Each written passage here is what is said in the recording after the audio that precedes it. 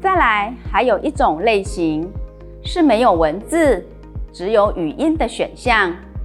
由于没有参考图片，所以一开始我们就要听得更仔细。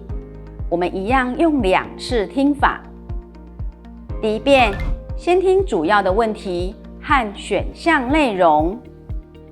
听第2遍的时候，记得要去听对话中的关键词来对照答案。我们就用这样的策略来解题，一起试试看哦。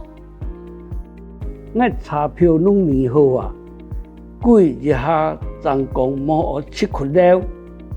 迄先开查票，7日票的事情，怎来做打算？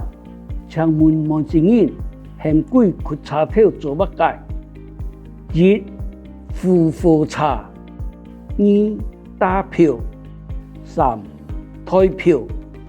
所以我们听第1遍，最重要的是把问题和选项听清楚。这里的问题问的是：请问毛主任现几开查票做乜解？这个女孩叫男孩去车站做什么？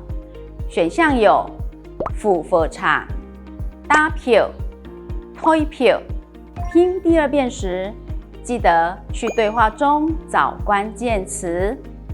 我查票弄年好啊，几日下总共冇学7窟了。男生手上有票，但是有人说他不要去了。对照我们的选项有1. 付货查，2. 打票，3. 退票。所以答案是开查票退票。